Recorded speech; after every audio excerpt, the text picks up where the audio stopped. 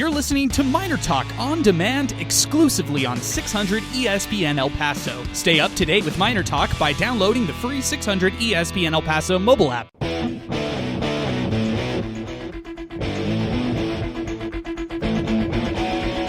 UTEP fans, it's time for MinerTalk with Adrian Broadus and Sal Montes. MinerTalk is presented by the Oscar Arieta Agency.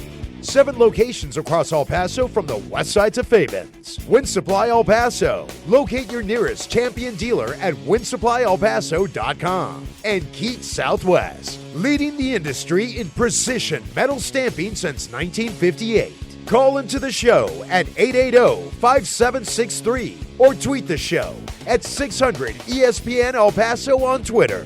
Now, let's go live to the Lube and Go studios with your hosts, Adrian Broadus and Sal Montes.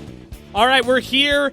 UTEP defeats North Texas, the best team in Conference USA, on Senior Day. They shock Conference USA by closing out the season with their biggest win all year long. The UTEP men's basketball team found a bit of magic. They didn't relinquish their lead at all throughout this game. Miner fans were out there. They were happy. They were loud. They were thrilled that the Miners took home a huge victory, biggest under Joe Golding. He's now won 18 games, lost 12 in his first season at the helm of the UTEP men's basketball program, and what a successful season this has been so far. Now the sky is the limit as the team turns the page over to the conference tournament. They've got Old Dominion on Wednesday, 7 o'clock tip-off for that one. The winner of that game will end up taking on Middle Tennessee on Thursday, and the Miners right now have all the momentum on their side after such a huge victory. Sal Montes along with Adrian Broadus here to get things started on Miner Talk. Our telephone number is 880-5763, telephone number to get into the program. You could also tweet the show at 600 ESPN El Paso on Twitter. A lot of fans out today, over 5,000 at the Don Haskins Center, 5,521 fans. I thought they were loud. I thought they were excited for this big victory for the Miners. And Sal, I did not see this coming one bit. You know what?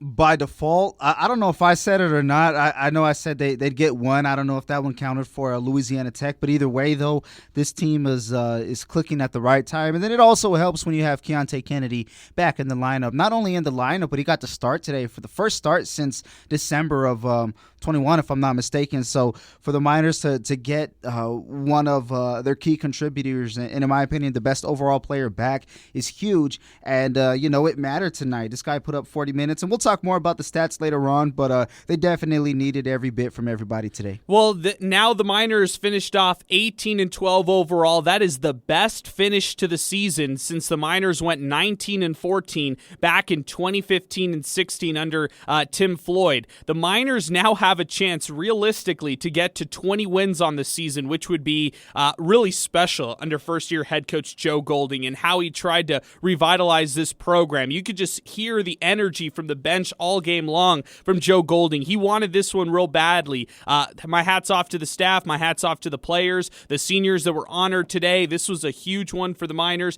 They snapped, just to put it into perspective, they snapped a mean green 15-game win streak. That was the third longest win streak in college basketball going into this game. If North Texas won this game, they would have set the Conference USA record for league wins in a season. Well, the Miners snapped this one. They stumped the top team in conference, and I felt like North Texas, some of those best players like they have on their team, Thomas Bell, who went 6 of 16 from the free throw line, They just didn't have an answer in this one, Sal. I know that they marched back in the second half. The Miners built on a huge lead in the first, 35-21. And even though North Texas outscored the Miners 47-35 in the second half, the Miners made all the right baskets at all the right times. Clutch free throw shooting from Sule Boom down the stretch. And as a result, the Miners take home the biggest victory they've gotten this year.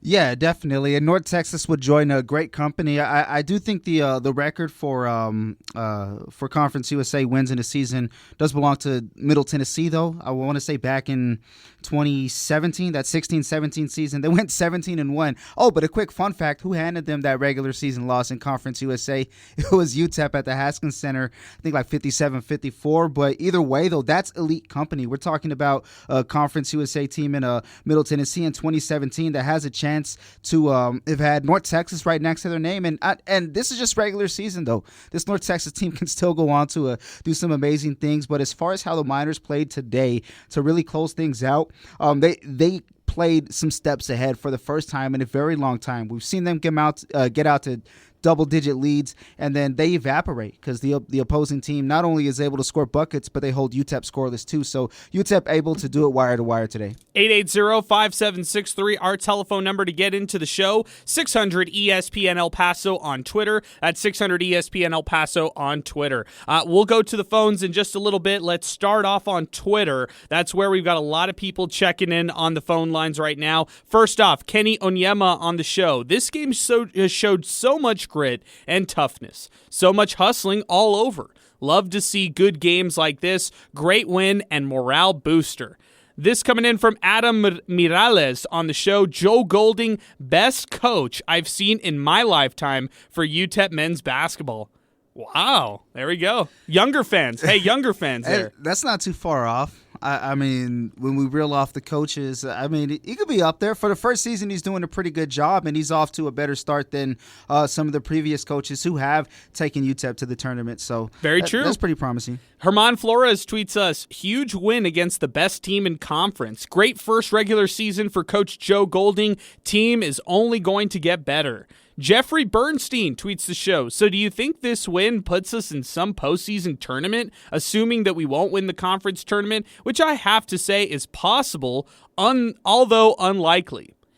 Good question, Jeffrey. I think that's a really good one. I would now, last show I was thinking, well, I don't know. They're probably on the bubble between the NIT and some of these other tournaments, but now you have to even think about the NIT. You have to think about the College Basketball Classic as a postseason tournament. You have to think about the CBI for sure. And I think last game, you beat Rice. Hey, you have a winning record in conference play. That's one accomplishment in itself. But now that you knock off the best team in conference play, you've knocked out two of the top three teams in the Conference USA West Division in Louisiana Tech and North Texas through this final stretch. That means that this team is peaking at the right time. They're 2-0 in March. This is the month that matters right now for UTEP men's basketball. And why not? Well, I mean, really, why not? UTEP has shown that they can play with the best of the best in this conference. Why can't they make a run in the conference tournament? There's a lot of good signs for that. I mean, 2-0 in March so far, and then when we date back to February, they hang tough with North Texas at their own place, and really the only the bad game, so to speak, aside from Middle Tennessee, is Marshall. But when you look at everything else, they defeat La Tech on the road. They handle Southern Miss on the road. And then, they come back to close out February in a very, very tight game with UAB. So there's a lot more positives than negatives if you're looking at the final stretch of Conference USA play for the Miners. Oh, wow. So Rip City Trades tweets the show. I called it, folks. UTEP wins. And then he called it a couple of days ago saying that UTEP would beat North Texas on Saturday. A couple days ago, he actually tweeted that. So he sent us that. Also, this is coming from Par Malmolejo, who tweets the show. MinerTalk is going to be hyped today unless the unmentionable happens. And I think he was meaning that, maybe North Texas would come back in the end. Kevin at Sleepy Kev at 5 tweets the show. Let's freaking go, UTEP. Just beat one of the top teams in the conference. Let me also remind you, UTEP is 2-0 in March this year. This is exactly the win this squad needed before the conference tournament. Hashtag picks up, hashtag MinerTalk.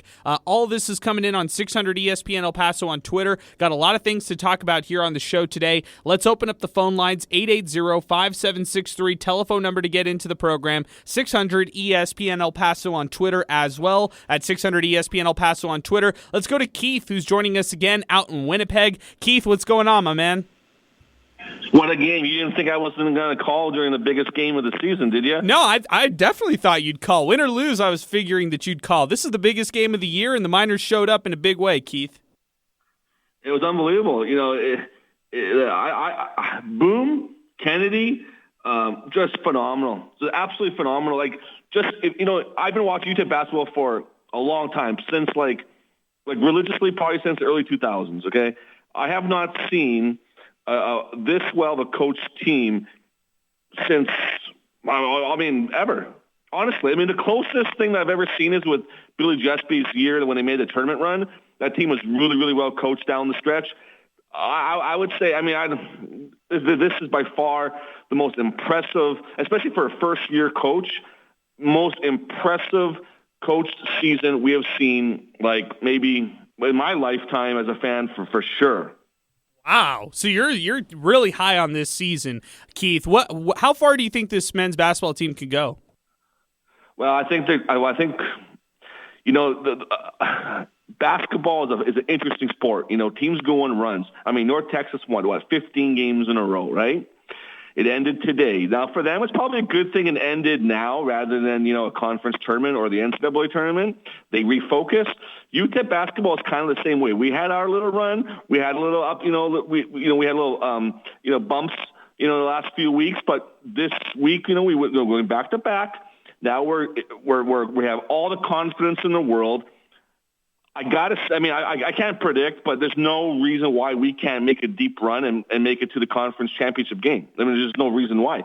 But remember what we talked about last game about, should we focus on this year or next year? Uh-huh. I say this team, I said it 2 months ago. I said this team has a chance to be Cinderella. Okay? I will guarantee you next year we are going to be the top team in our conference. I guarantee you. That's my guarantee. Wow. But we could be Cinderella this year. We won't be Cinderella next year because we will contend. This year I think is our Cinderella. Okay. Good stuff, Keith. I appreciate the phone call, man. Thanks for weighing in on the show as always. I'll talk a little bit about this a little further, but let's go to Adam on the east side who's joining us next on the show. If you'd like to talk UTEP hoops, our telephone number, 915-880-5763. Telephone number to get into the program. Adam, what's going on, my man? Hey, guys, how are you? Adam, I'm doing great. How about you? Good. I just kind of wanted to touch base. First of all, great win. But second of all is if El Paso's excited about this, we all each need to do our own individual thing. So this year, my wife and I, we got season tickets. We got, the cheapest season tickets, and for both of us, we paid $300 and got parking and enjoyed a great year. But that's for all the basketball games. For two people and parking, $300 for the whole season.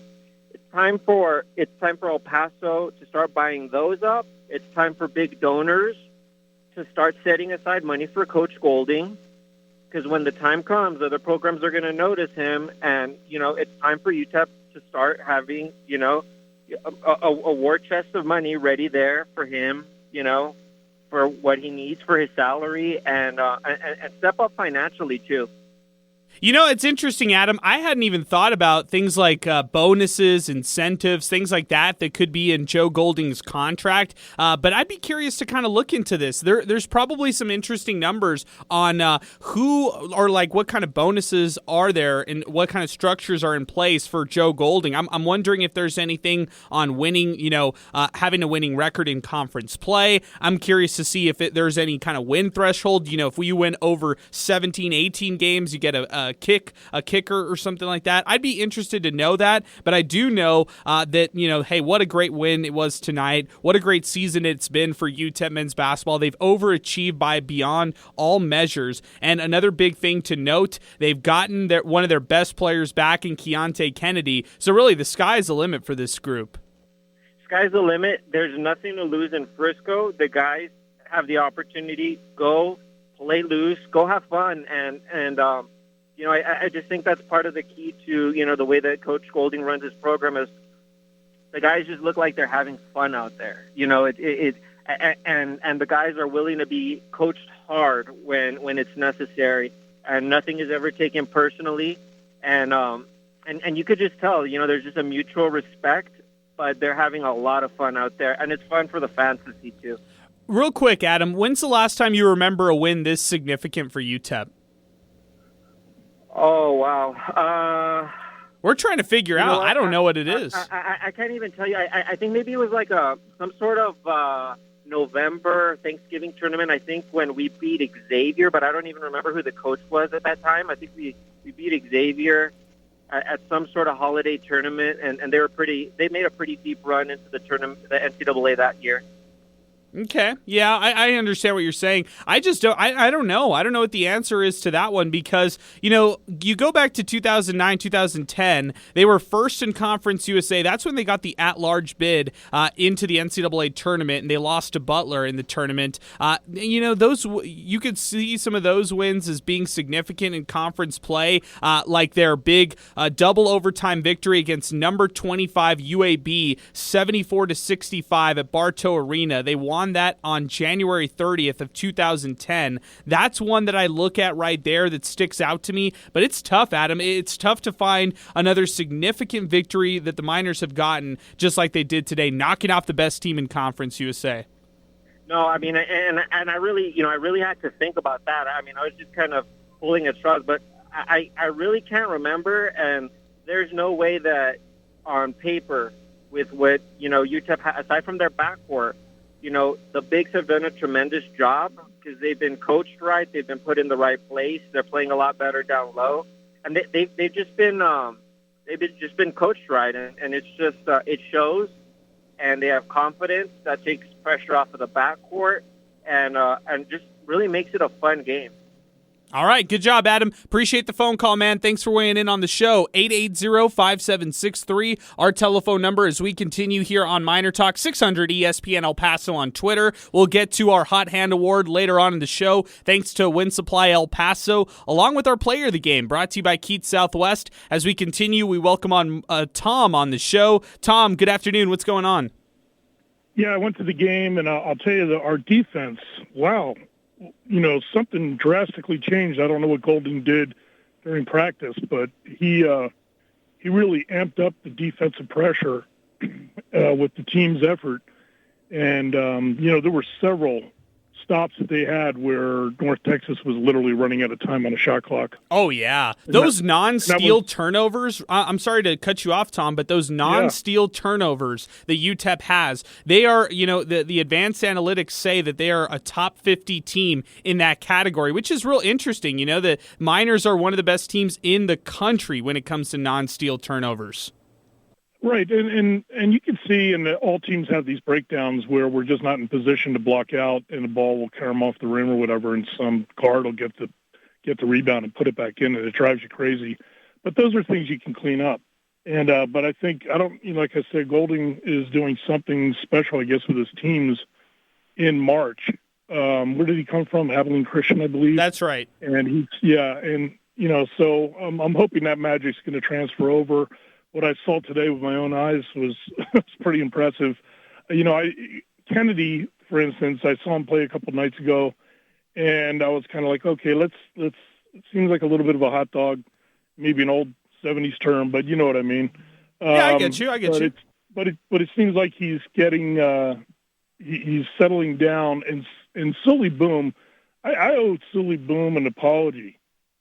Maybe on behalf of the city, because I think a lot of fans owe him an apology. I agree. Yeah, he would frustrate the heck out of me. You could see the talent, you could see the quickness, you could see his intensity, but his decision making was erratic. But now I don't know if there's anybody out there that can really stop him one-on-one. Quite frankly, from what I can see, because he's going to get you to foul him, and he's a great foul shooter. So that's their biggest weapon right there, because we really don't have an inside game that's consistent yet. But with Kennedy coming on, Bieniemy and Sully Boom, if Sully Boom can continue to just break down the defense and get fouled and, stick 10, 12 foul shots in a game, we're going to be in position to win. Yeah, that's very true. Hey, good stuff, Tom. I really appreciate the phone call, man. Thanks for weighing in, and appreciate you joining us here on the show. Right on. All right, take care, Tom. Orly texts into the show. UTEP beat Memphis at Memphis, broke Memphis's 40-plus win streak at home in conference. Calipari was the Memphis head coach. That's one of the ones that Orly says one of the most significant victories for the Miners. They had, since this one that they had today. Sal brought up some good ones that he just texted to me. Sal, would you like to read some of those? Yeah, I mean, it all depends. Are we talking? We'll go any of them. Let's go any of these. Non-conference one that pops up. Arizona State last year was a good one. That's true. And I'm going through the previous years, and there's some good wins over some good teams. I mean, looking at a win over Colorado State back in, 2013, the 2013-14 season. Also defeated Tennessee in that one. They hung tight with Kansas, but those are some good ones. And they also got Washington State that season. So there's some good non-conference wins over the years. But when it comes to conference, I really love that Memphis pick. The one that sticks out to me the most, though, is UAB at home. It was 52-50, I think, in the 2009 season. That one right there was a special win. But to be fair, that was a year that they pretty much ran the table in Conference USA. Well, that just shows you that that's probably the last time you're talking about a significant conference victory for the Miners like they had today. One like today, That was UAB was 25th in the country at that point as well. One other non-conference one that we had talked about, this one was mentioned by KTSM's Colin Deaver, a 3-overtime victory over Oregon on Wednesday, December 19th of 2012. They won 91-84. Those are some good ones right there for sure. Let's keep it moving here on the show. Robert, we're going to get to you in just a second. Let's first go to Joe Rod. He's going to break down the post-game interview with us on the show. UTEP defeats North Texas 70-68. We've got 2 lines available. If you'd like to call us, now's the time to do it. 880-5763, our telephone number to get into the program. Joe, what's going on, man? How was the post-game interview with the players and the coaches? Hey, what's going on, Adrian? Obviously, it was a lot of good vibes in that in that press conference, or in that room where we have the press conferences.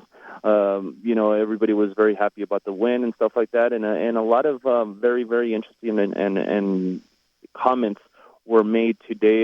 Sule Boone, Jamal Bienemy, and Keontae Kennedy were made available to the media, and of course, they talked about how happy they were. It was a great win and a fantastic effort in a Don Haskins Center that had an amazing atmosphere. But as far as what the players said, Adrian, 2 things stood out to me.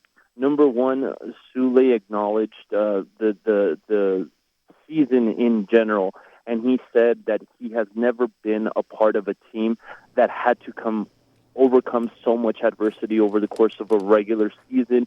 He mentioned the COVID, the stomach flus, the injuries, the concussions, everything like that. So he said, for it to end, for the regular season to end like this was amazing. And the other thing that stood out to me a lot, once again, I asked Keontae Kennedy, or I asked the 3 in general, if this team was peaking at the right time, getting a fantastic victory over the biggest, the best team in Conference USA heading into the conference tournament. And Keontae Kennedy said something that was an excellent point.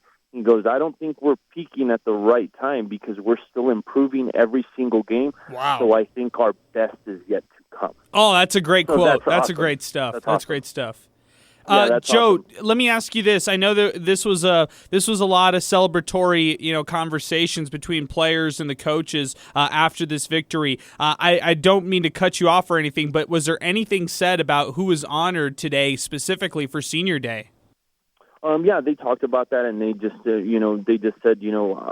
just for the achievement. I think what Joe Golding wanted, and that's what he said, was, I wanted to honor the fact that they graduated from this institution, and they have their diploma. And one of them, I believe, Keontae or Sule is going to graduate later this spring. So he said that he wanted the recognition. Obviously, both the players and Coach Golding, they quelled the situation with regarding to what's going to happen come the off season, where regarding who's staying, who's going. Basically, they just simply would not entertain that conversation. Sure. And I think that's absolutely the right thing to do. I think so too. Joe, I appreciate your phone call, man. Anything else that you took away from the press conference? Just so Coach Golding, obviously, just he said he was happy that he was able to get this big win at home. Obviously, he talked about it last time, that's what he wanted. He wanted to give this crowd, who got better and better as the season progressed, an important victory. here at home, and obviously this UTEP basketball team and head coach Joe Golding saved the best for last. I agree with you. Hey, thanks so much, Joe. Appreciate the phone call, man. We'll talk to you soon, okay? We'll be in touch. All right, Joe Rod, you can check out his work online, 600ESPNElPaso.com. He joins us every Miner Talk to break down the post-game interview with Joe Golding and the players. Sal, what'd you think about that? That's real interesting stuff. I'll get your take in just a second. 880-5763, our telephone number. But what Joe Rod basically touched on there was something that I found very interesting from this game. Now, before the game even started, you saw that we knew that Gilles DeConnick would be honored. We knew that Alfred Hollins would be honored. Those are the two lone seniors who are supposed to, leave the program after this year. They've ran out of college eligibility. Those are the ones who are going to be honored, and it had been talked about all week long. We didn't know about Titus Verhoeven. We didn't know about Sule Boom or Keontae Kennedy. Now, just for the record, Verhoeven and Sule Boom are both juniors on this team by college eligibility in athletics.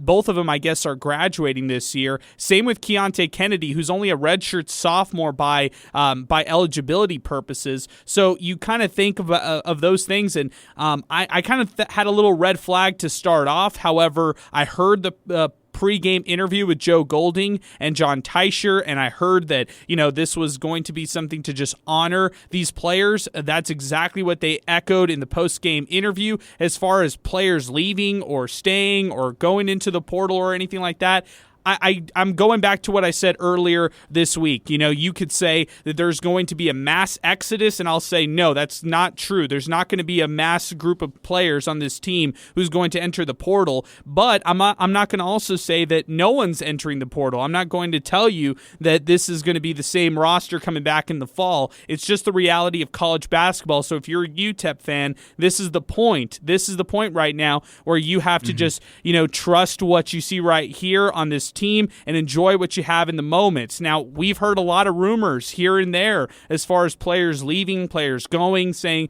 that players are going to be staying and stuff like that. But this is a chance for UTEP fans to just, sit back and enjoy what's going on right now with this program. Yeah, and that's kind of just the way that basketball is now, not just here at UTEP, but across across the nation. Teams are dealing with this day in and day out. And as far as the three guys we mentioned, Verhoeven, Sule Boom, and Keontae Kennedy. I'll start off with Titus Verhoeven. It's a redshirt junior, so I mean academically he's more than what his letter shows on the floor. But in addition to that, though, this is a guy who's been thriving in the classroom as well. Conference USA Commissioner. Academic honor roll 2019, 2020, and 2021.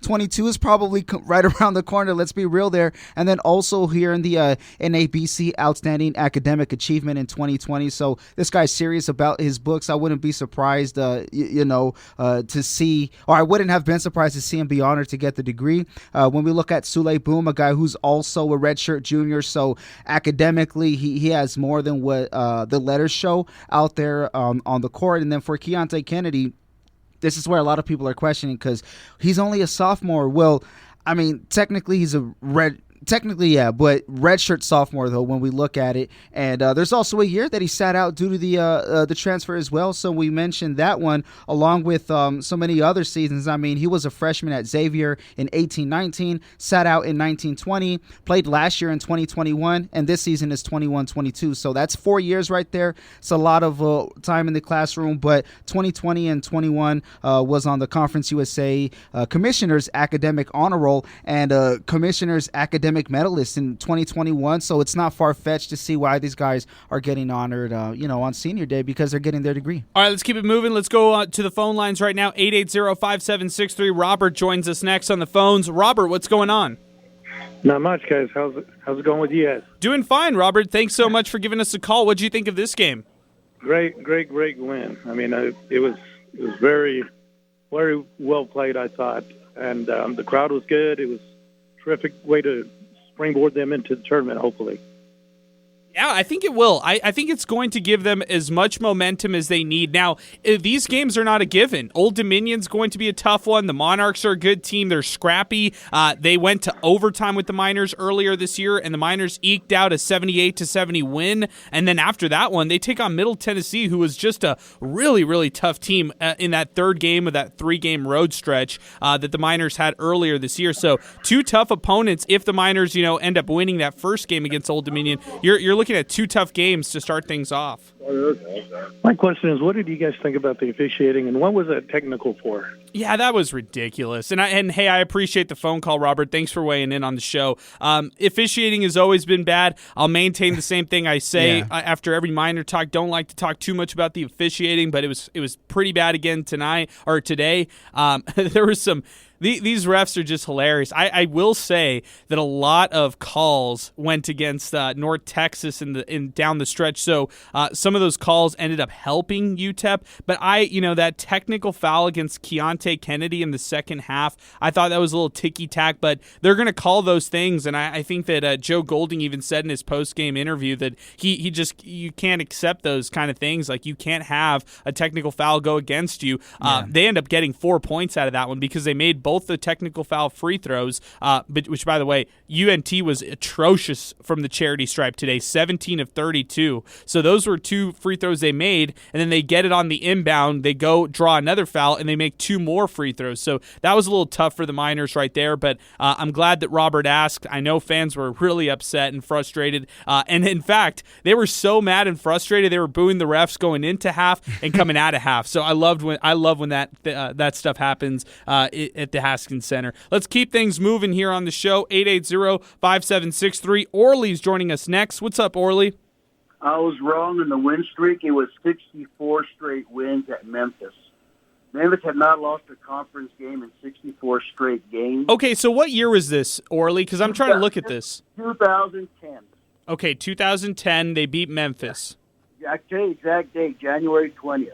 Okay. I'm looking at it right here, 72-67 against Memphis. And Memphis that year was not ranked. Usually they are ranked, but they did still have Elliott Williams. They had a pretty good squad, yeah. Yeah, they matter of fact, UTEP was 3-1 against all-time against Memphis, 2-1 at the FedEx Center. Wow. Okay, that's interesting. And he has Calipari has a losing record against UTEP. That's funny. I didn't realize that at all. But that's a huge win that the Miners had. That's a good one right there. When we're talking about best wins UTEP had in conference, you got to go back to that one against Memphis. Well, not only that made national news because it was an NCAA record. Wow. So this game is great, but it was at home. This is actually on the road at Memphis. Okay, I see. Yeah, there's a big difference. It was a great win today. Don't take me wrong. This is a team that's, golden. I hope he decides he wants to go do an NIT if we get a shot. I think these kids deserve a tournament. I understand there's some talk that he may not want to go. But I think if you get to 20 wins, you cannot turn down a bid if you get a bid to a tournament. These kids deserve something.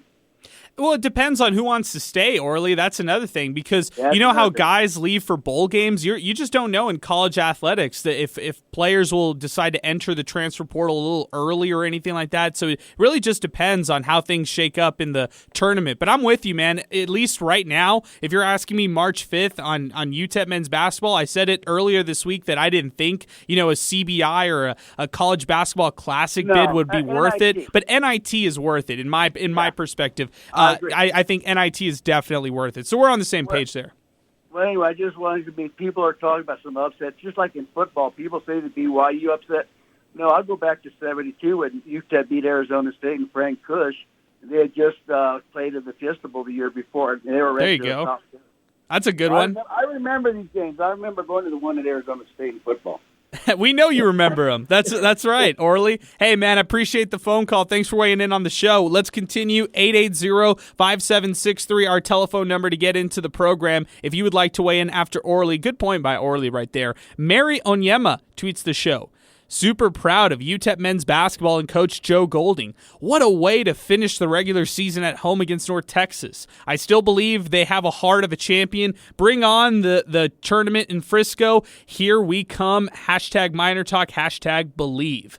Stevon Wrestler tweets us, "This isn't the greatest UTEP team I've seen, but the grittiness of the head coach is obviously rubbing off. That defense has improved tenfold over the last year. Go to Frisco and shock the world. Hashtag MinerTalk." Pinky tweets us, "Great game. Great victory. Great crowd. Great Miners.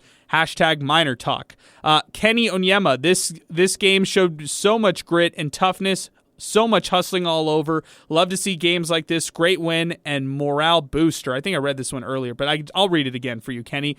This one, King Eric tweets us, "Easily the biggest win of the year. This team is clicking at the right time in my eyes. Golding has already done better in one season than Terry did in 3 seasons. The future looks extremely bright." Tristan Pence tweets us, "Congrats to head coach Joe Golding and UTEP men's basketball on the biggest home win in quite some time. Old Dominion cannot be overlooked on Wednesday, but with an experienced backcourt and momentum, UTEP is definitely a team that could surprise some folks in the conference tourney." Bryce Chauvin tweets us, "Come on, Big Three, run it. CJ Buckets and KK." This one coming in from William. "Wrong, we did that. Y'all just had to pay the refs. See you in Frisco." I think he's a North Texas fan, Sal. I don't think anybody. If anything, I think the Conference USA refs are not paid, and that's why they're so bad night in and night out, because they hate what they do. I'm with you. I mean, on a consistent basis too.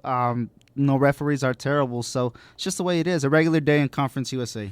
Ed McDonald tweets us, "Picks way up all day at UTEP men's basketball," and he tweets us 3 selfies. One is with cheerleaders, one is with Titus Verhoeven, and one is with Sule Boom. This is from Kingsley Onyema. "I think that UTEP men's basketball is underrated, and that's okay. I know that our Miners are absolutely capable of defeating any high-rated team in any conference. Congratulations for another huge victory. Let's beat the Monarchs. Go Miners. Hashtag believe. Hashtag picks up at 600 ESPN El Paso." Kingsley Onyema is becoming very popular on social media. Shout out to him, the father of Zarek Onyema, which, by the way, Zarek with another big dunk today. I'm not surprised. I think he's good for at least one every game, Sal. And I also think that somebody told me, actually it was Joe who just turned to me. He was like, why not work on Zarek Onyema for the next couple of years? Why not really invest a lot of time in him and have him grow with this program? Is it really – all right, let me ask you this, Sal. Is it far-fetched to say that Zarek Onyema could be a certified starter when it's all said and done, be a solidified starter on this team when he's a senior, by the time he's a senior? It's not far-fetched, and I think because we're starting to see the progress. Early on in the season it was let's be real, the block is Titus. It belongs to him, the big man zone. But throughout the season we've started to see Onyema get some more – I don't want to just say minutes, but meaningful play. You know what I mean? We would see Zarek when the game was out of reach, or somebody needed a breather, or there was foul trouble. Now he's a legitimate part of UTEP's game plan. So I think we're going to start to see that, and also too, he's earning a lot more of those minutes, game in and game out. Aside from those little dunks, we're starting to see the hustle. He's showing that he's aware, he's attentive, and he's completely invested into the game plan. 880-5763, our telephone number as we continue here on Miner Talk, 600 ESPN El Paso on Twitter. We're going to take our first time out of the program right now as we continue. UTEP shocks North Texas 70-68. We're going to take a timeout right here. When we come back, more phone calls, more tweets to get to. You're listening to Miner Talk, brought to you by the Oscar Arieta Agency, right here on 600 ESPN El Paso. You're listening to Miner Talk on 600 ESPN El Paso, brought to you by the Oscar Arieta Agency, locally owned and operated for 24 years. All right, let's keep it going. 880-5763, our telephone number as we continue. On line 1, we've got Rob on the show. Is that right, Sal? That's correct. Okay, yep. Great. We'll get to Rob in just a second. Let's first read some tweets. Darren Gatewood, former Miner football player, he tweets picks up for UTEP. Is that Preacher Man? Yeah, that's right. Yeah, cool. Yeah, most definitely. Matthew Turner tweets the show, been dying to see them make the tournament. Angel Torres tweets picks up as well. And then Mike V tweets the show, big win for UTEP men's basketball. We are now 2-0 in March. 880-5763, our telephone number to get into the program. A lot of tweets to get to as well, but if you'd like to get in, we've got 2 lines available. Now is the time to do it. Rob, what's going on, my man? How are you? Oh, I'm doing good, man. I was just real happy with the Miners' performance today. I actually went to the game with my buddy from California. He was just driving through town, and big college basketball fan. Been to a bunch of SEC games and stuff like that, and he loved it. He was real impressed. Okay. Yeah. No, I basically told him, like, this is the best team in the conference. We were, striking distance from UAB, and we beat Rice, we were battling for 4th. And, yeah, he was just like, you guys are right there.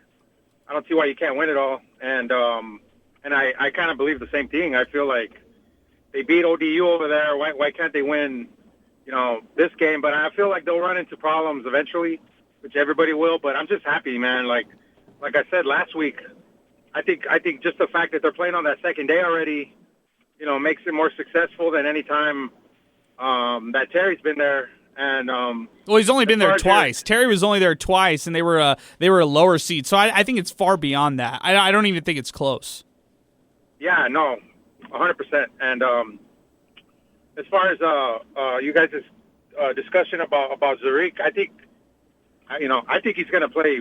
I think he's going to be a bona fide playmaker next year. I feel like he reminds me a lot of when Titus first got there, where athleticism was there, but the offense wasn't there. And look at Titus now. He can score now. He wasn't like that when he first got to UTEP. And I feel like Zarek's going to be the same way. He just got a little more power than Titus does. And I'm excited to see where he goes, and excited to see where this team goes next week. Hopefully they can pull off a couple wins. But thanks for taking my call. Hey, good stuff, Rob. Appreciate the phone call, man. Thanks for weighing in on the show. Interesting perspective on your friend who was driving into town. He's a big college basketball junkie, and also really enjoyed this game. I think a lot of people really enjoyed this one. I thought the fans were great today at the Haskins Center. I thought there was some great energy just all around, and that's exactly what you want to see for a senior day event like we saw today with the Miners knocking off the best team in conference play. 880-5763, our telephone number to get into the show. 600 ESPN El Paso on Twitter. Nelly Ugarte tweets the show, Go Miners, #picks up. This one tweeting in from Jonathan Byers. You want to know what a successful season looks like? Look no further than this season for UTEP men's basketball. This one from Egg McDonald. Oh man, this is what he says. Sule is a calm warrior. Coaching, are we primed for a run? Did every single player in the rotation improve? That's a good question. That's a loaded question right there. I like that one. Let's break it down real quick. I think the only one you could say in the rotation who didn't get better is probably Christian Agnew. Tell me if I'm wrong, but I think that's probably the only one you could say objectively didn't get better. But there's also an argument that his skill set defensively, when he comes off the bench and just helps UTEP out, is very valuable. Now, in this one, he struggled a little bit. You can also argue that, like, since the start of the year, Satterfield has teetered a little bit, but he was still, they still gave him a little bit of playing time in this game. He was just kind of buried in the bench. So I would say as far as rotational pieces, those are the only two that I can think of right off the top of the head if I'm really trying to be nitpicky against those guys. What do you think, Sal? You know what? I think that's fair. I'm looking down the list. Sule Boom, just completely evolved his game, went from being a volume shooter to being, pretty much a captain all over the floor, just, commanding presence and respect. Titus Verhoeven, we've seen that progression throughout the season. I'll go ahead and get this line. We'll continue this in a bit. Give me 1 second. I got you, Sal. I think for the starters, it's a consensus. So we don't really need to mention the starters too much because it's a consensus that all 5 of those starters have improved. I would say Sule Boom has improved, Verhoeven, Keontae Kennedy, Jamal Bienemy. I would say they've improved by beyond measures. I would also say Zarek Onyema. Like, if we're talking rotation pieces, That's when we talk about Zarek Onyema, Jamari Sibley, Alfred Hollins, Christian Agnew, Jarrell Satterfield. That's when we talk about those kinds of players right there. And again, if I'm really trying to be nitpicky, I would just ding Agnew and I would ding Satterfield for just this season specifically, but I still think highly of them as players in this rotation. Our telephone number, 880-5763, telephone number to get into the program, 600 ESPN El Paso on Twitter. Juan Fernandez tweets the show, Coach, you're the real deal. You're exactly what UTEP and El Paso needed. This is only the beginning. Go Miners. Robert Ukidi tweets us, King Kennedy at Keontae Kennedy. He was the difference. UTEP Zay tweeted the program. Why? This was J.K. Ridge who asked a question. Why was the North Texas team not allowed to do shoot-around before the game?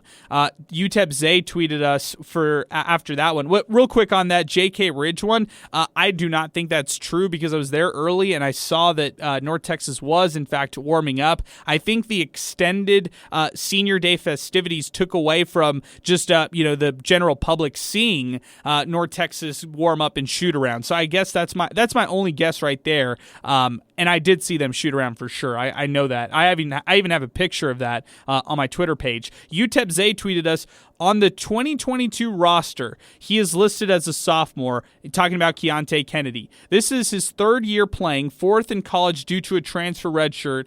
Plus, every player gets a year of eligibility due to COVID. Therefore, he's only a redshirt sophomore. Megan Acosta tweets the show, most significant win in terms of turnaround. UTEP versus the Harlem Globetrotters in 2003 under Billy Gillespie. Hashtag MinerTalk. That's a great one. Good stuff right there. That's a really, really good one to mention, and I appreciate that, Megan. Great tweet right there. This one coming from Talisha Bennett. The refs were giving North Texas vacations, not calling travels in the second half.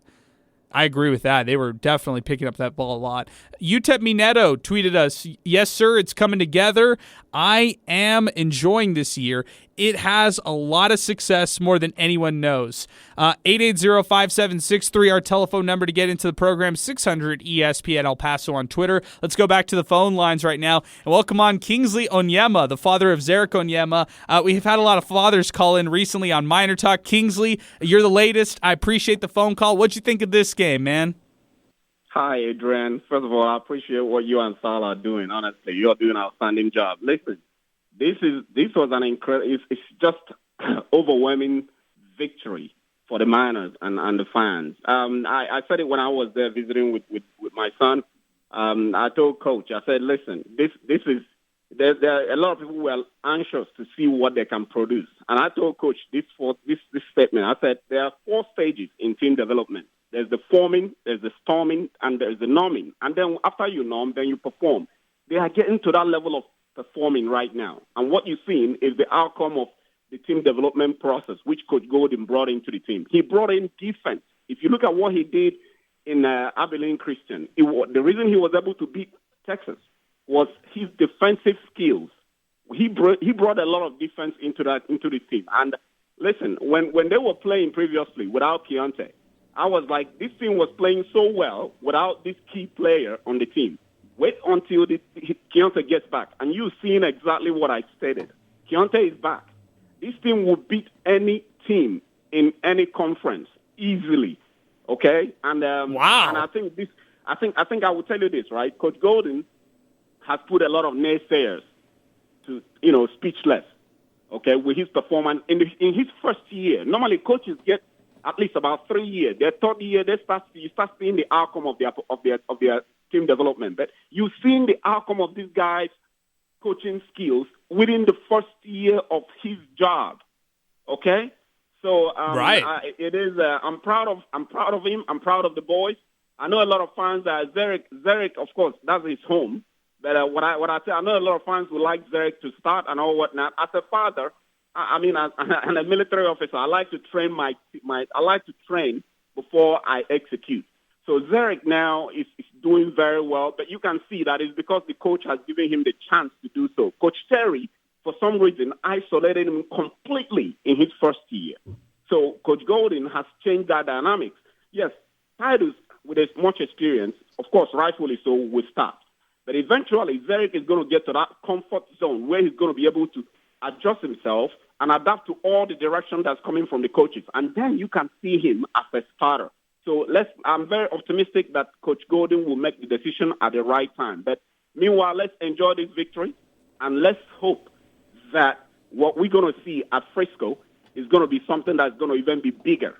I'm very optimistic on that. Man, that's a mic drop. We don't need anything else, Kingsley. That was amazing. That was great stuff. Great phone call, great perspective, hearing it from a father of somebody on this team. Kingsley, it's great to hear from you. You take care. I hope your family takes care for the rest of the season, and really appreciate the phone call, man. Great mic drop right there. Thank you. Thank you, Adrian. Thank you, Sal. You'll have a good one. All right. That's Kingsley awesome. Onyema on the show. Wow. Great perspective coming in from him. You know what the coolest thing is? I answered the phone, right? I'm like, hello, MinerTalk. And it was kind of hard to hear. He's like, yes, is this Sal? I'm like, yes. Who's this? He's like, this is Kingsley. How's everything going, man? Everything going okay? So, man. Highlight What a of the nice day. guy. UTEP wins second. Speaking of Kingsley, was number one, yeah. There you go. I'm with you on that, Sal. Yeah, great perspective. He felt isolated with Rodney Terry, and in year one, he feels like he's gotten an opportunity. That's the father perspective, talking a little bit about Zarek Onyema and his performance this year. So really like that. And let's be honest, man, he's the crowd favorite. Every time he comes off the bench, every time he plays, Zarek only played in 9 minutes today, and you felt his impact. He was +8 in just 9 minutes in terms of efficiency. So he did all the right things whenever he was called in this game.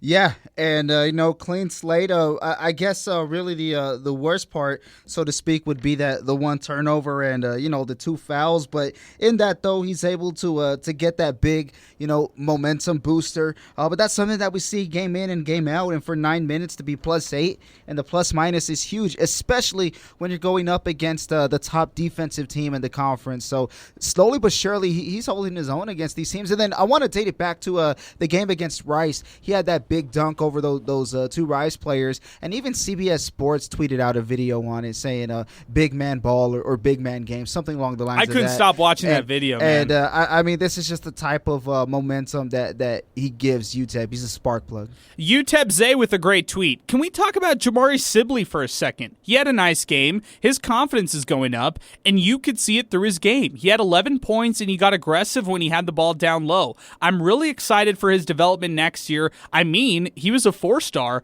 at 600 ESPN El Paso. All right, let me give it to you when it comes to Jamari Sibley, because I think when it comes to the Georgetown transfer, and we got a line ringing in at 880-5763, our telephone number as we continue here on the show.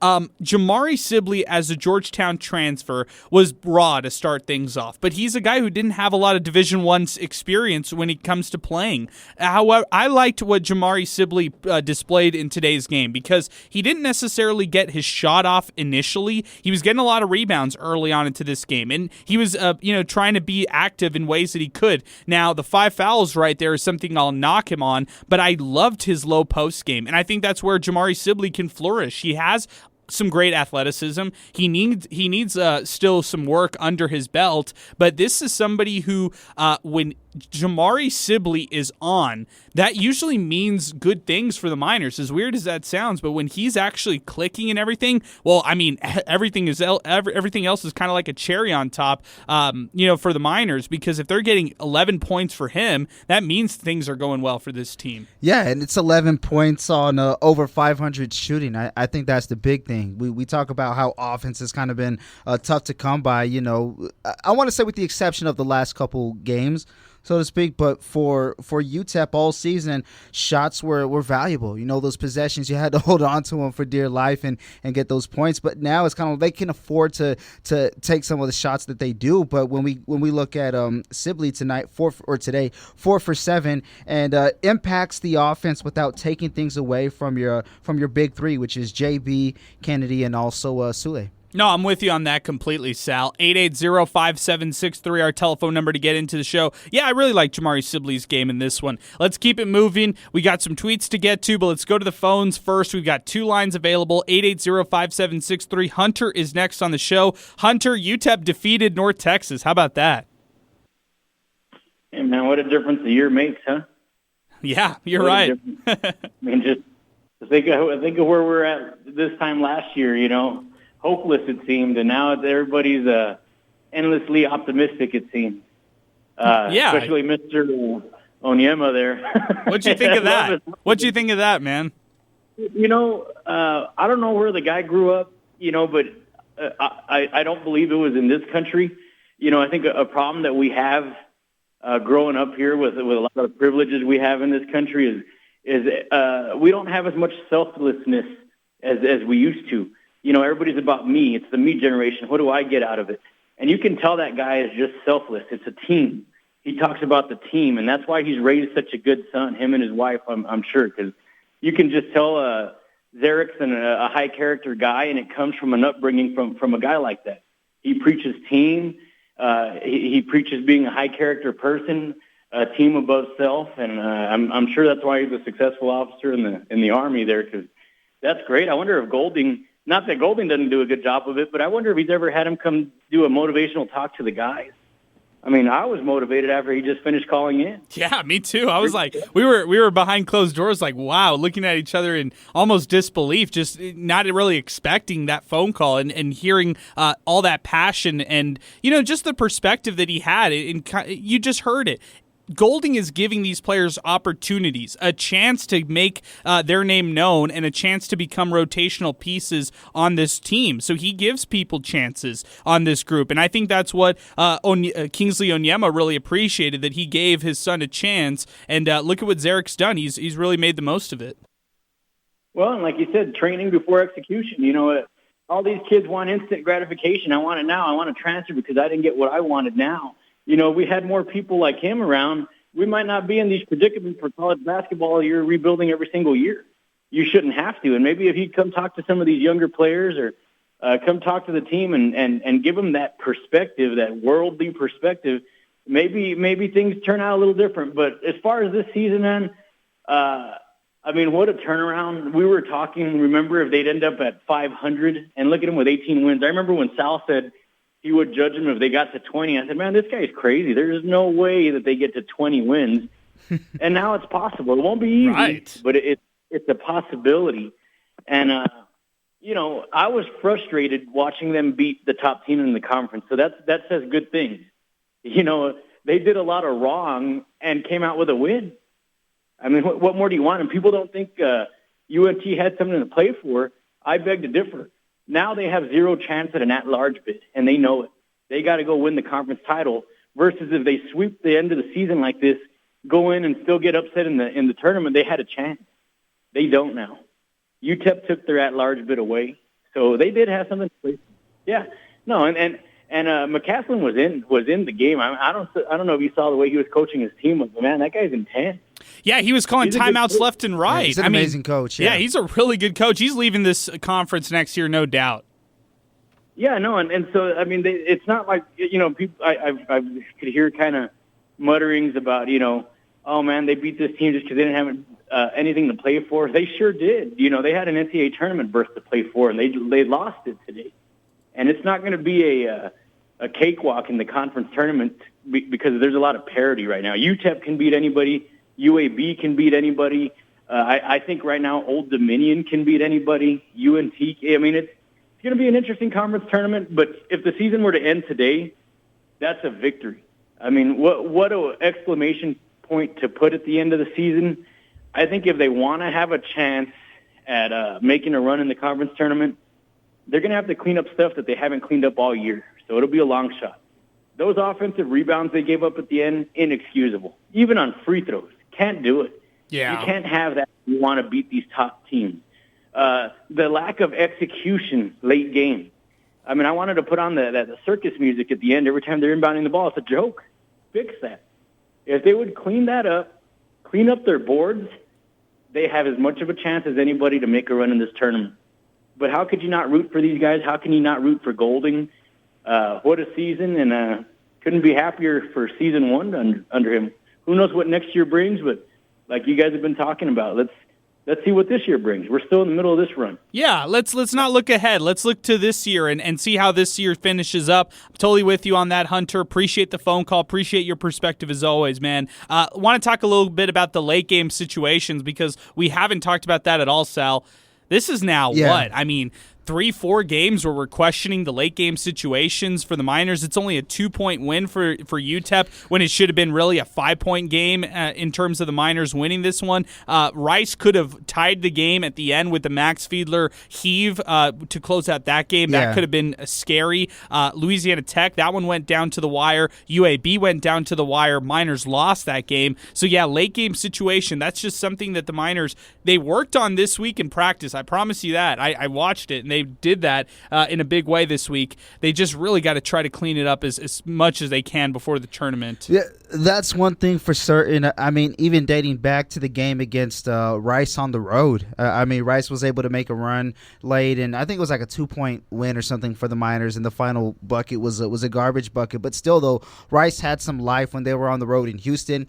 And we can even bring up the win. Yes, it's a win, but what happened in that win against Old Dominion on the road? They were up, and they scored like 7 points in I don't know how many seconds just to have themselves a chance. I mean, it takes grit to overcome that, but they put themselves in those positions time and time again. And we've seen it, too, where they get these big leads. I mean, even today, in the first half, they get out to a 17-2 lead, a 15-0 run. But piece by piece, North Texas is chomping at the bit, trying to get back into this one. And, they were fortunate enough today to play well enough to not really have to worry about it. And to be honest, it's a 5-point win because that final bucket, was a garbage bucket today. Sure, but I agree. But still, though, some of these leads just evaporate or they put themselves in these big holes at moments where they really can't afford to. So I look forward to seeing them, take that down. But the promising thing, though, is that it's been really, really good competition to close out the regular season. And, just about anybody can have trouble when you're going up against teams that have a legit shot to be in the semis of your conference tournament. 880-5763, our telephone number to get into the program. 600 ESPN El Paso on Twitter. Well, let's take a timeout right now. When we come back, more phone calls, more tweets. We'll get to some awards later on in the show as well. Stay with us as Miner Talk continues, presented by the Oscar Arieta Agency, right here on 600 ESPN El Paso. You're listening to Miner Talk on 600 ESPN El Paso, brought to you by the Oscar Arieta Agency, locally owned and operated for 24 years. All right, let's keep it moving. 880-5763, our telephone number to get into the program. 600 ESPN El Paso on Twitter. That's 600 ESPN El Paso on Twitter as we continue here on Miner Talk. UTEP shocks North Texas 70-68. If you'd like to talk about it, now is the time to do it. 880-5763, our telephone number. 600 ESPN El Paso on Twitter, and that's 600 ESPN El Paso on Twitter as we continue. Let's continue on Twitter right now. It's Joe Chacon tweeting us, how about 22 wins and an automatic bid to the big dance? At this point right now, anything is possible. Hashtag Miner Talk. Hashtag Brock is my OG. Hashtag reppin' from Cali now. Hashtag March Madness. Slow down there, Joe Chacon. This one from Joe Chacon again. Last week we said take 2 out of the 3 home games. Remember when you had the hiccups? I remember that definitely. Right. Yes, I do remember that, of course. Eddie Morelos tweets us, wow, Miners, enjoying the good vibes of Miner Talk while working out. Sal Montes, give me some of them bomb beats. Also, I hope the Aggies win tonight too. That's coming from Eddie Morelos on the show. 880-5763, that's our telephone number. 600 ESPN El Paso on Twitter. That's 600 ESPN El Paso on Twitter. Let's go to Paul, who's joining us on Miner Talk as we continue. Paul, good afternoon. What did you think of this one? Hey, afternoon. It was fun. I'm really happy with them. I know it was a defensive game all around, so it's a little bit frustrating to see how they couldn't make their shots or they would force their shots. But really, it's the defense. They're making it hard on both sides. But the one thing that did bug me was obviously the closing part, where it seems like the open pass is there, but they don't want to pass it. I feel like that maybe they want to be the hero and take the final free throws or something. So that was bugging me a lot. Like it was so obvious when I was watching that the person next to them is so wide open, but for some reason they don't want to pass it at the end. Yeah, I mean that's interesting that you mentioned the shot selection because the Miners they go through these roller coaster shooting spurts in their performances whenever they play. Like sometimes they'll go on a crazy run, sometimes the shots won't fall, and then the Miners just lock down defensively down the stretch. And I thought that was the biggest key for them to close out this game. They locked down defensively. I know there were some mishaps, late game situations, but I still thought the Miners had it in the bag and they made those clutch free throws. Yeah, that's all that matters in the end is the fact that they were able to overcome it. The other thing that was bugging me was how many fans showed up. I was expecting at least somewhere around 10,000, especially after the win against 10,000? Man, that's optimistic right there, Paul. Unfortunately, the Miners just don't get that amount of people anymore. They're barely averaging over 4,500 this year, and that's second best in Conference USA. So I know they had a good crowd on Thursday, but I also know that 10,000 might be unrealistic in the times that we live in. Ticket prices being what they are, and then just we're still living in a world post-COVID. So those are just some factors that can really hinder attendance. Yeah, I guess so. I was just hoping that $10 ticket would be enough, and then when I saw in the morning, like, oh my gosh, so many tickets still open, I'm like, all right, it's going to be about the same size as the Rice game. Yeah, no, I understand. Well, hey, I appreciate the phone call, Paul. Thanks for weighing in on the show. You take care. 880-5763, our telephone number. Let's go to Hector, who's joining us next. Then we'll get to Miner Pat. Hector, good afternoon. What'd you think of this one? Well, great game. Glad we made it out, and most definitely well-deserved. Real shocker for North Texas. When we get the early jump on them early was really a positive thing. But everybody's heard enough about the game. What I want to share with you is just a little counsel that Coach Floyd gave our team with regard to things like the playoff portal and that sort of thing. Okay, this is interesting. I'm very fascinated by this. Go ahead, Hector. Yeah, it was a preseason dinner. And at that dinner, he took plenty of time through his comments to address the students and said, by the way, I want you to know the El Paso culture, the El Paso community will take you in, and you're not going to get these in other cities. He says, I've been all over the country, and you don't get this kind of care in other cities. He referred to Bobby Joe Hill finishing his basketball career and being an executive at El Paso Electric Company, other UTEP players that went on in private business here in El Paso, through contacts, through the gas company here in town, and that sort of thing. He talked about the welcome backs when we have our former players, alumni players that come back and visit the university and how well they're acknowledged and praised for all of their stuff. He says, you're just not going to get those in other places. He goes, and I've been other places. He complimented the whole process of what Coach Golding was going to do, his commitment, obviously, at Abilene Christian, and said, guys, if you'll buy into the process with this guy, he's going to take you a long way. Wow. He said that? Things, wow. Yeah. Coach Floyd went to great lengths, and anybody that was at that dinner just really, really did it.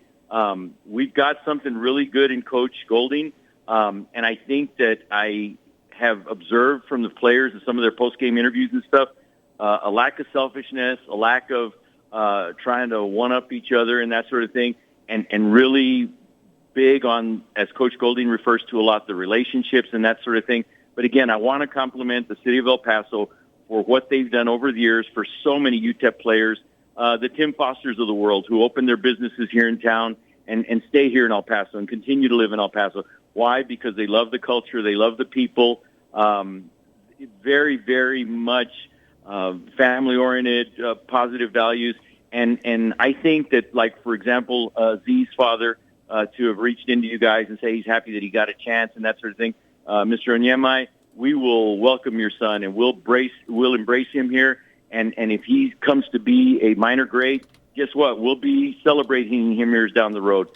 Coach Floyd went to great lengths to say, I've been all over the country, guys, and you don't get this kind of care and acknowledgement from a community like you'll get out of El Paso. I can't say enough about it.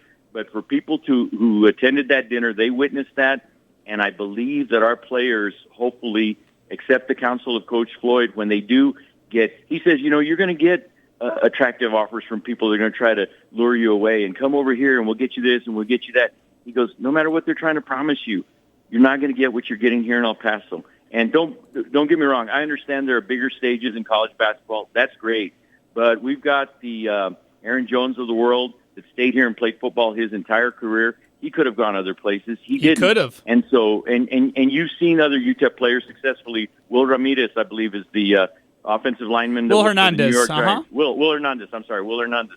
You know, that sort of thing. And so you can create your own stage. So one of you guys mentioned a minute ago, hey, play, get attention, acknowledgement. Sule Boom's records with what he's doing in scoring and that sort of thing, I think is way up in the nation, right? Nationally. Yeah, I'll break it down for you real quick, Hector. And I appreciate the phone call, man. Thank you so much for weighing in. I appreciate your passion as well. And I really liked the fact that you gave us those great stories from previous head coach Tim Floyd when he joined the Miners earlier this year in that dinner that you were mentioning on the show. Real quick numbers to rattle off. Sule Boom is on pace to become the conference's leading scorer when it's all said and done. He averaged over 20 points a game this year.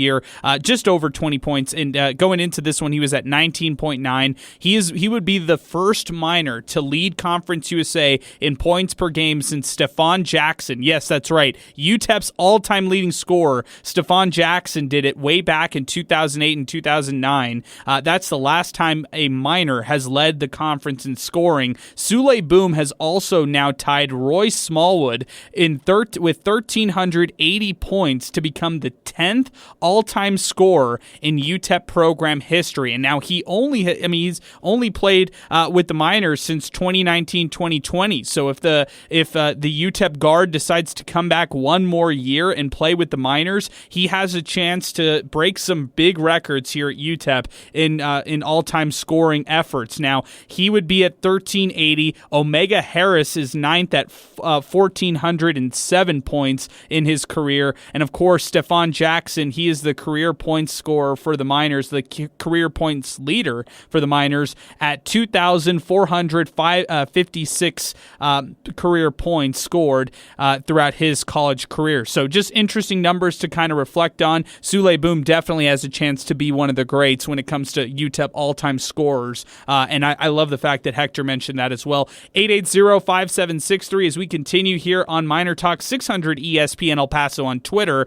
This coming in from Talisha Bennett. If all remaining players stay, who would make your starting lineup? FYI, thank you, refs, for extended vacation that you gave in North Texas by not calling those obvious travels.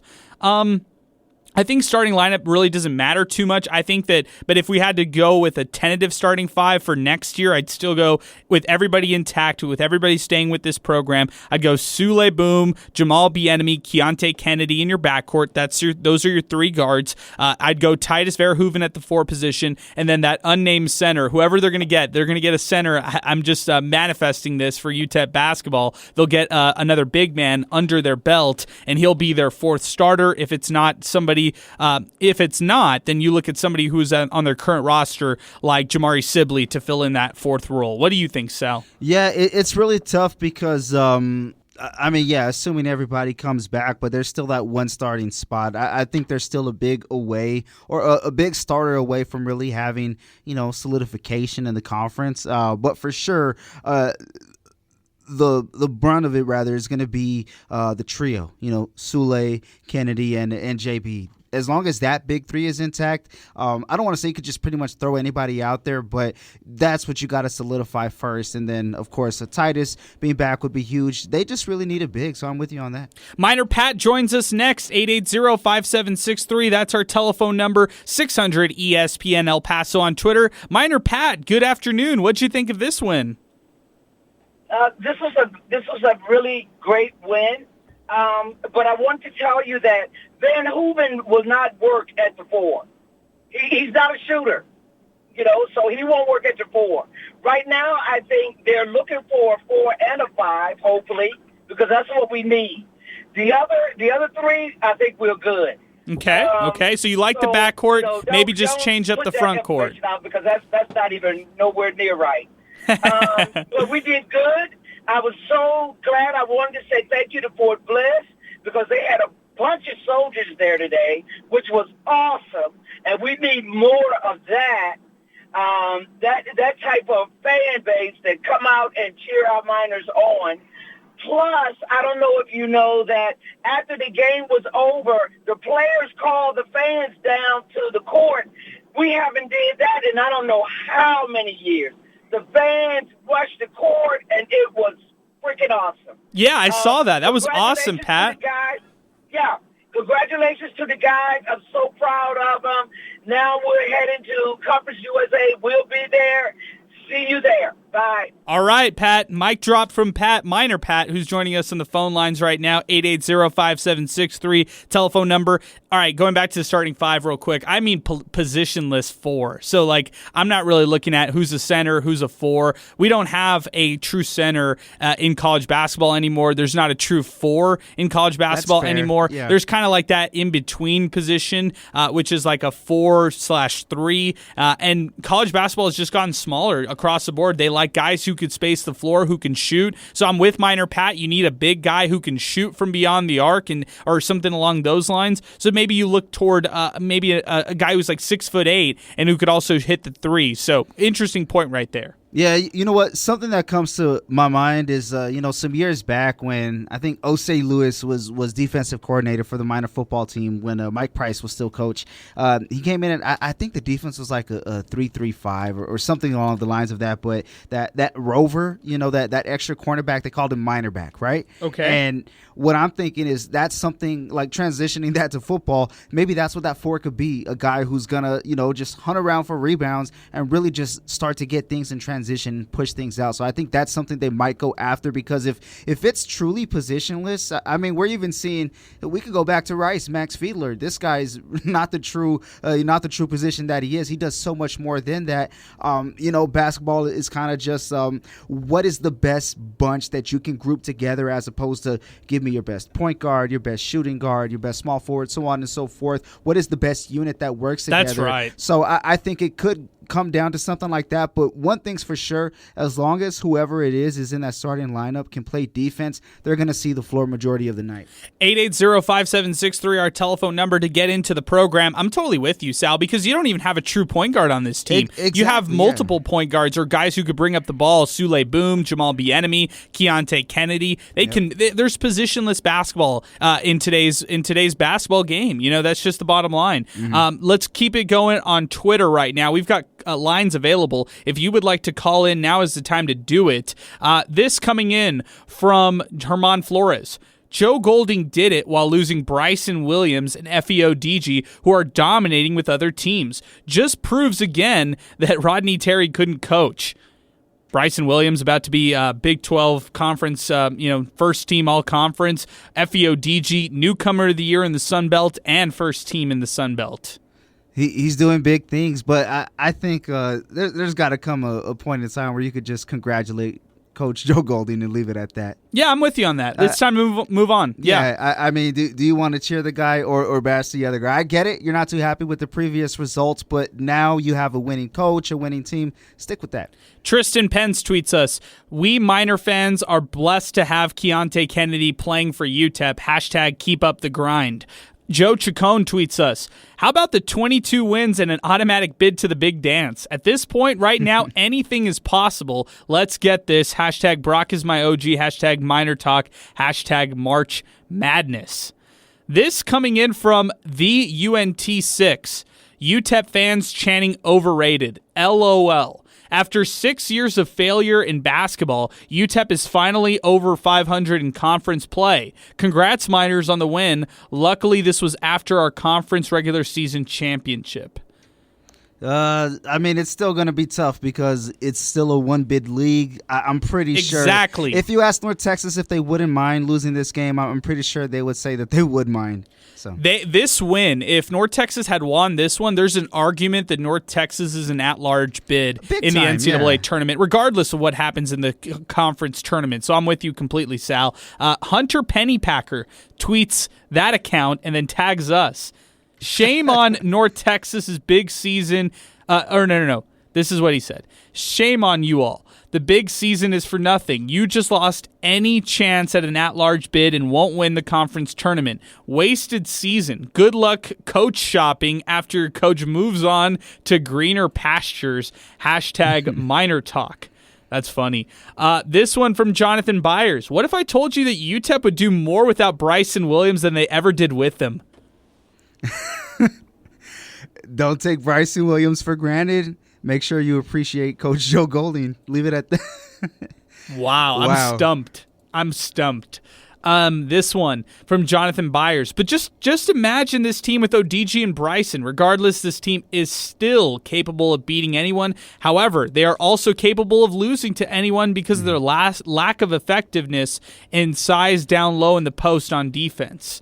That's coming from Jonathan Byers on the show. This one from Kimbo Pops. All 5 of North Texas fans are upset. Pay no attention to these fools. Not a big fan base, huh? You know what's so funny is because North Texas is going to be leaving soon, and it would just be awesome if they weren't leaving and Conference USA stepped up to keep some of these teams, because this could brew into something special. It could. I like that. Right now, UTEP is ranked 176 per KenPom. They finished the season 18-12 overall. They are a top 50 team in the following categories. Top 50 team in free throw percentage on offense, so they can get to the cup pretty easily and get that foul drawn on their end. They're also a top 50 team in non-steal turnovers. So that's something that I talked about earlier. In terms of offensive turnovers and not getting turnovers taken from them, they're a top 50 team in not allowing a lot of steals, only 8.1%, and then not allowing a lot of blocks, 6.6%. So the Miners, in terms of advanced analytics, have really come a long way since the start of the season. They are also a top 150 team by KenPom in terms of their defensive efficiency. So those are some good stats to know right there for the Miners. 880-5763, our telephone number if you'd like to weigh in. 600 ESPN El Paso on Twitter as we continue. Sal, let's start handing out some awards. Let's start talking about this a little bit more. We broke this game down pretty much to the T. We don't really need to hash out too much from this game again, but I do want to get to our Hot Hand Award. There's some good candidates because you look at this game, Jamari Sibley, 11 points, 4 of 7 shooting. Sule Boom, 20 of his 22 points come in the second half. Keontae Kennedy starts out with 13 points in the first half on 6 of 12 shooting from the floor. You also had Jamal Bieniemy chip in with 8. Titus Verhoeven had 9 points today. Sal, this is a tough one right here. Where are we going? It is for sure. I want to shout out Jamari Sibley, an incredible performance today. 11 points off the board. The third Miner in double figures. 2 other guys were either 1 or 2 points shy, being Titus and JB. So big shout out to Sibley today. But as far as hot hand of the game, I got to give it to Keontae Kennedy. Coming in the game, I think he hit 3 threes or something along the lines of that in the first couple of minutes, and it helped UTEP spark out to that 17-2 lead. He hit 3 threes in the first half for sure, and helped UTEP get out to that great start. So I got to go with Keontae Kennedy. Okay, Keontae Kennedy winning our Hot Hand of the Award, brought to you by Wind Supply El Paso. Keontae Kennedy has scored in double figures in every game since his return, and Wind Supply El Paso brings us our Hot Hand Award after every UTEP basketball game. They are the official supplier of Champion Heating and Cooling products. To locate your nearest Champion dealer, visit the Find a Dealer tab at windsupplyelpaso.com. Player of the Game, brought to you by Keats Southwest. Sal, where are we going here? Oh, man, player of the game is a guy who's in the mix for player of the year, that being Sule Boom. I got to go with Sule Boom on this one. Okay. Let's be real, though. Let's get back to player of the year. I think it's still going to come down to Walker or Lofton. But Sule Boom is for sure first team All-Conference USA. But for Sule Boom tonight, majority of his points coming in the second half. And although there weren't many at all in the first half, that defense that he was able to put on, against North Texas was huge. I mean, we said it earlier right now, a 17-2 lead to start things off against North Texas.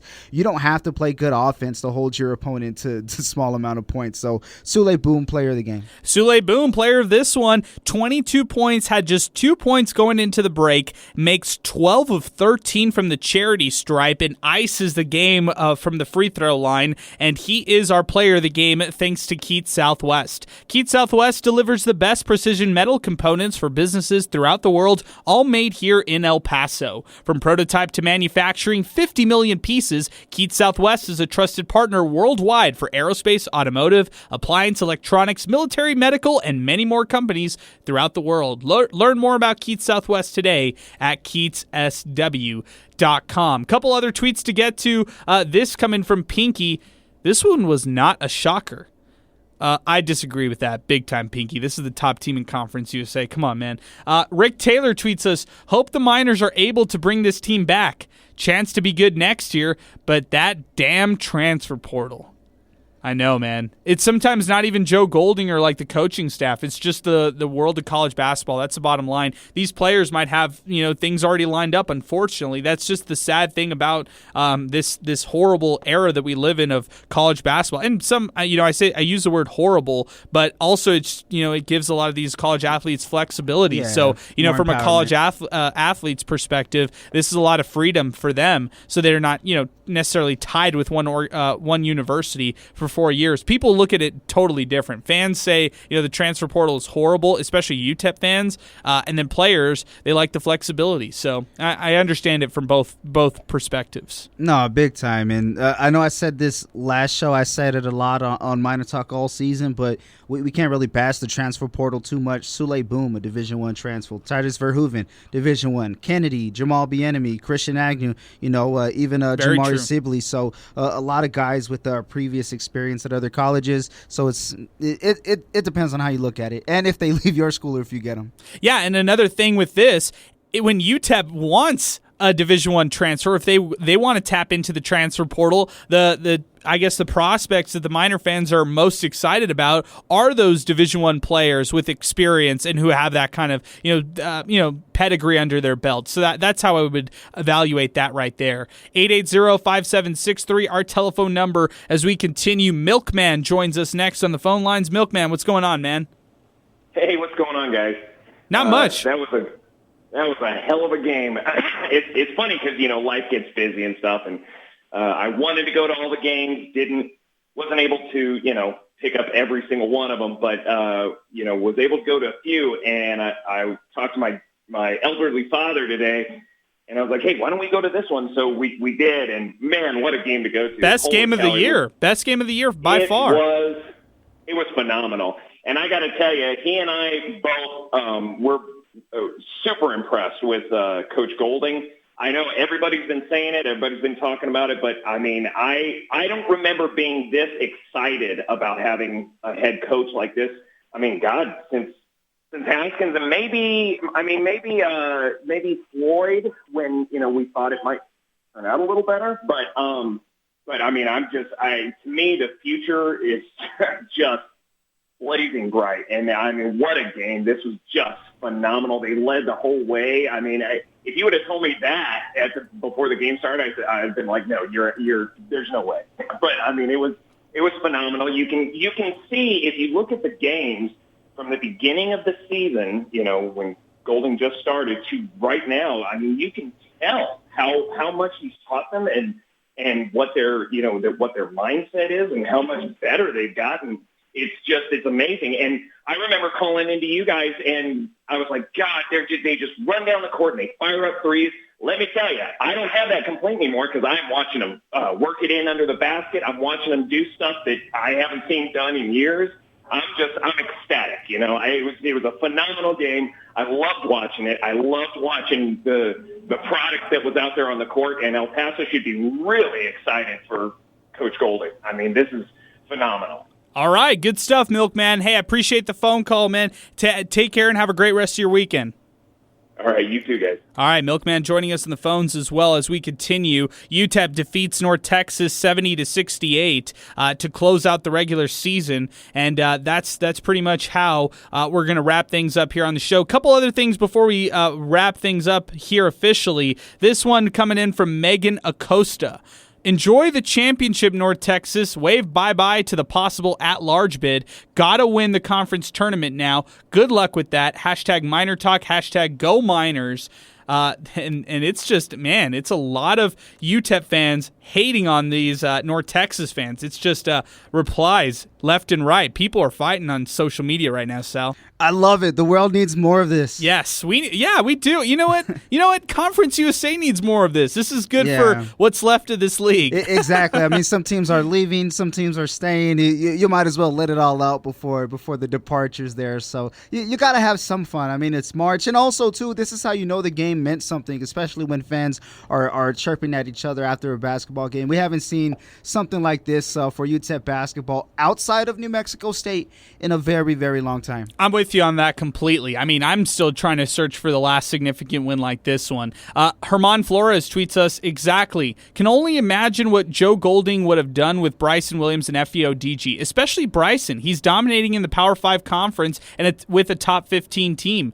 UTEP definitely needs to improve on rebounding. That's coming from Herman Flores. I think this has been, I already called it a successful season, but I'll double down and say that anything is on the table. Anything is out there and open for the Miners as they close out the year. They take on Old Dominion on Wednesday to start things off in the conference tournament. Old Dominion today, Sal, beat Middle Tennessee 68-64. How about that? Yeah, and I think that's Middle Tennessee's second straight loss. Although it was on the road, it's that home win streak that they're trying to honor. But still, though, going into the conference tournament, wanting to play some of your best your best basketball in general all season, definitely not good. However, though, Middle Tennessee is a very talented team, and they can turn things around, at the drop of a dime. And to be fair, I mean, just as we were saying with North Texas, you lost your at-large bid, but at the end of the day, it pretty much is a one-bid league anyway, and sure, Middle Tennessee has just as good a chance as North Texas and some of the other top teams. Old Dominion is 13-18. The record doesn't reflect how,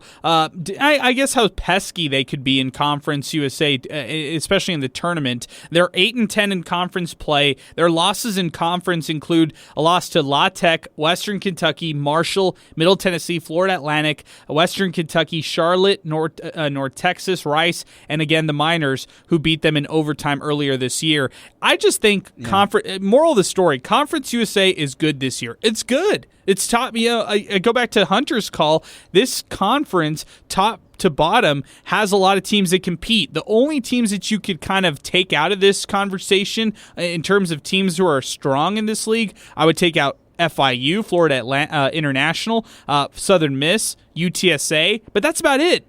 Are there any other teams that you take out and say, all right, I would be completely shocked if this team won Conference USA? I guess, Marshall, you'd be pretty shocked about them winning. Maybe Charlotte's on the bubble, but everybody else other than that, you're talking about 8 teams who you can have or you can make an argument that they could win Conference USA. I think there's tiers similar to how we were mentioning, the best of the best, and we know who those are. The top 4, you have UAB, La Tech, we just saw North Texas, and then also a Middle Tennessee, and then you have your second tier where I think UTEP is in, along with with Rice, maybe even Florida Atlantic would be a solid one. Western Kentucky. I mean, if these teams can get hot at the right time, there's really no telling. But just to kind of give some credit to this Old Dominion team, they did get a win over UAB earlier on in the season, so that's something very, very, very telling. This team can, play with the best of them, and also too, they kind of play down the competition at times, and their record shows it. However, if the game is in the balance, they definitely have a chance. So it's not going to be an easy one.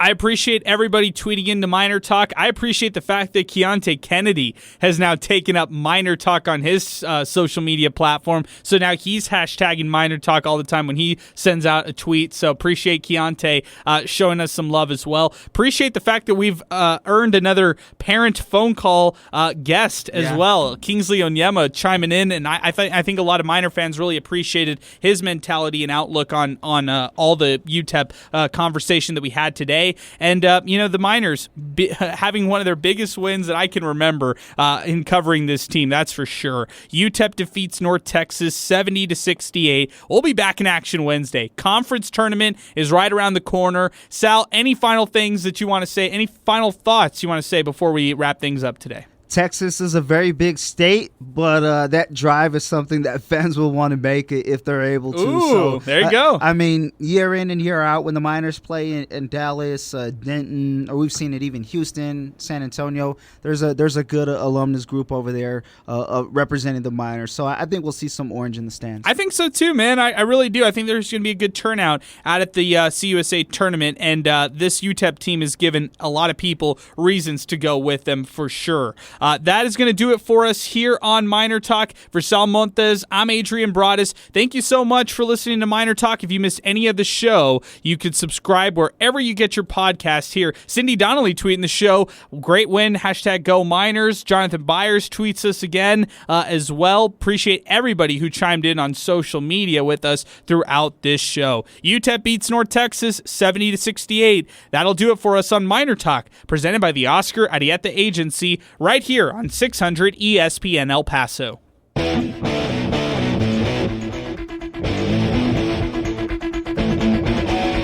You've been listening to Miner Talk, presented by the Oscar Arieta Agency. Get started on a home, auto, or life insurance policy at OscarArietaAgency.com. If you missed any of Miner Talk, listen to the show on demand by downloading Miner Talk wherever you listen to podcasts.